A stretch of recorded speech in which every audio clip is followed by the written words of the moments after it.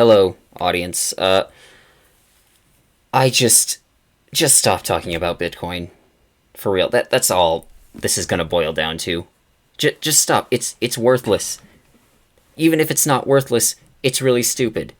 Okay? Because every time I turn around nowadays, it seems like people are either talking about Bitcoin, talking about how it's going to replace everything. It's going to replace the dollar. It's going to be the new currency. Everyone's going to be using it. You better get in on the game, bro. Or just hey, buy some. It'll instantly make you money. You'll get rich quick. Or they're pumping some other type of stupid cryptocurrency like Dogecoin, or I think there was literally one called Coin a while ago. Oh wait, I don't think it's been 60 seconds. I'll have to bleep that out. Bleep it out, editor James. But the point is, it's worthless. It's pointless. Okay, the whole thing about Bitcoin is that it's a quote currency, which is just not backed by any governments or anything. It's just very complex digital puzzles that computers have to solve, and it creates them, and then you can just allegedly use that to buy shit. Here's the thing: nowhere can you actually buy things using Bitcoin. Okay, the most recent place that just decided you could do it was El Salvador, which is a tiny country. Okay, it's a tiny Central American country. Their real GDP is $27 billion. They only have like 6 million people, and per capita, $4,187. That, and you don't have to be an economic expert to realize that means, okay, it's a fairly poor country, and they also have intermittent access to electricity, and just this does them no good, is what I'm saying. Because the thing about Bitcoin is that, yes, it isn't backed by any government, but or hell, it's not backed by anything. And for whatever reason, obnoxious libertarians think that's a selling point, and it's not. It never has been.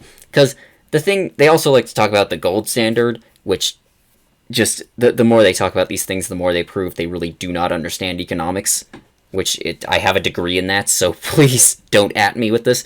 But the point is that whether currency is backed by something hard like gold or just by a government, which is fiat currency, which is what pretty much every government has nowadays, it is at least backed by something, and central banks and stuff, they don't control everything about it, okay? They can influence it. They can influence how valuable the dollar is, for instance, but they can't control it 100%. They can speed up inflation or slow it down if they really need to. But Bitcoin, you don't have that. Like, nothing is in control. Like, you can see on this chart here, within the last 24 hours, they've had 3% inflation, 3.5% inflation, which means it's gone down in value. But if you go over the past week, look at this. It shot down like crazy on September 6th and 7th. And September 6th is the day that El Salvador announced that they would start using it as currency. Like, you'd think, if anything, it would go up when that happened. But it didn't. And partially just because economics has never made total sense, because a lot of it relies on human behavior, and human behavior doesn't make any sense.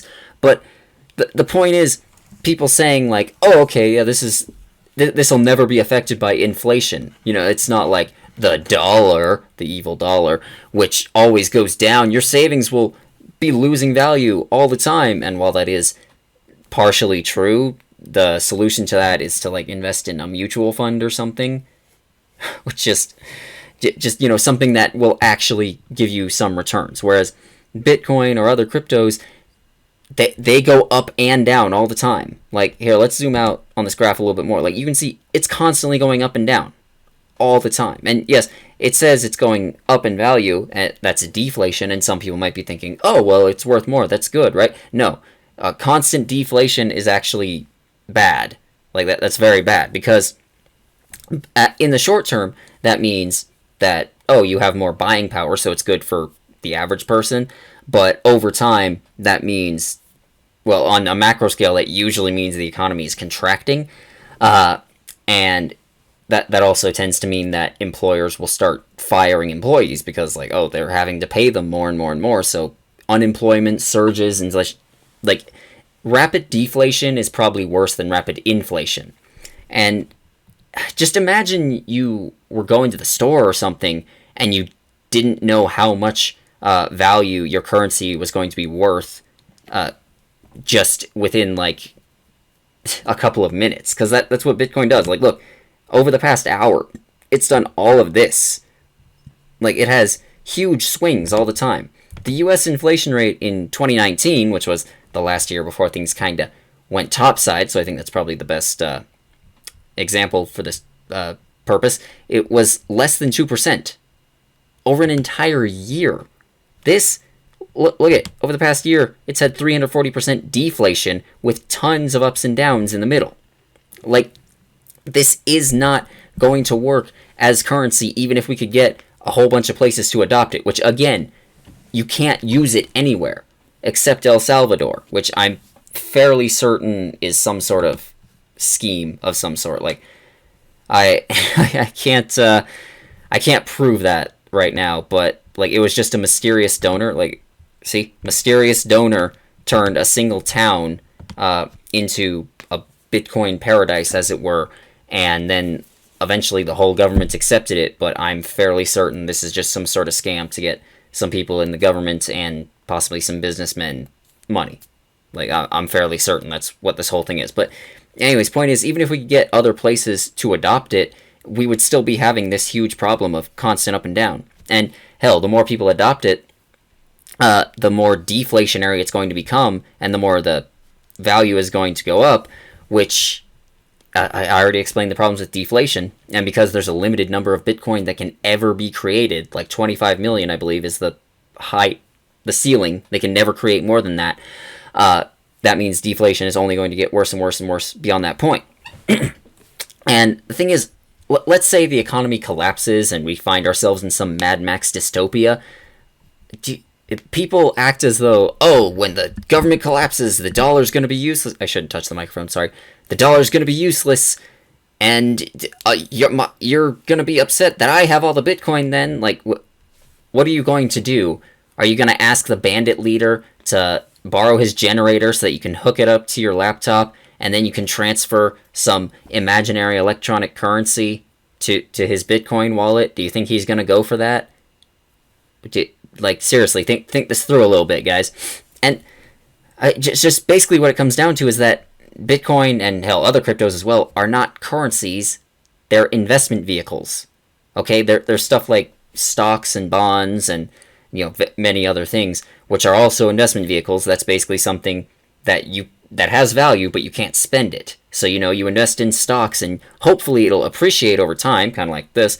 And if it depreciates, then you lose money. But if it appreciates, then you sell it, and then you gain money. Like, you can't, most of the time, just say, oh, I have all this GameStop stock, which shot up in value. I'm going to go down to Walmart and buy some stuff with it. Like, no, you have to sell it first for actual money. That's the purpose of currency. And people, whether they know it or not, they're treating Bitcoin like it is an investment vehicle, because people are buying it and then holding on to it until it increases in value, and then they're going to use it to sell it. Like, that's just what happens. And Bitcoin is like the main one, but there's tons of other cryptocurrencies. Like, I'm sure most of you remember Dogecoin, because it was, well, it was a joke. That was literally why it was created, was as a joke. But then just Elon Musk and some others talked about it enough that people thought, oh, okay, it's going to have value, and then it shot up in value like crazy. But then as soon as that wore off, they realized, oh, I can't actually do anything with this. This is not benefiting anyone whatsoever, and then it just dropped off. And you can see here it's still up for whatever reason, because at the end of the day, investment vehicles are valued based pretty much on what people are willing to pay for them, as opposed to currency, which is valued based on how much faith people have in the currency, which is a very important distinction, or hard currency, which is either based on, it's either paper money, which is based on like gold or something, or it is just straight up gold and silver. Those just have value also kind of based on what people are willing to pay for it, but also kind of just because they have value. It's, look, at this point, it's getting very theoretical and stuff about economics, and I just don't feel like getting into that. But the point is, people acting like Bitcoin and Dogecoin and all this are going to save us from like the tyranny of big government or whatever, like, no, it's not going to, because if it ever gets to the point where it becomes widely accepted, then governments are still going to influence it, and they're going to buy it and use it themselves because they just have far more resources than any person or company does. And just stop, guys. Okay, there's a lot of issues that are here. There's a lot of things like, again, Elon Musk just can tweet something out and it'll either gain or lose like 15% value in a day. That's just fucking stupid. Imagine if that happened for regular currency. Like, the entire world economy would go into conniptions every month if that shit would happen. And just no, that's pretty much all I have to add here. Just like, libertarians and tech bros, who are pretty much the same thing, are just getting really obnoxious about this recently. And I mean, this isn't even going into other shit like the environmental effects of constantly mining Bitcoin and just wasting all that electricity, and the fact that it has no real value.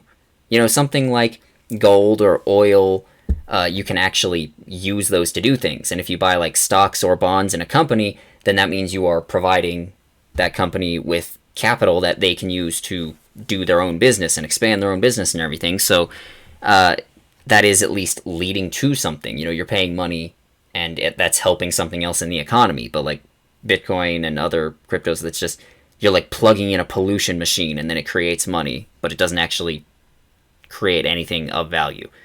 So again, this is not meant to be a crazy economics or finance lecture, but I hopefully went over at least the basics of why this is all really fucking stupid.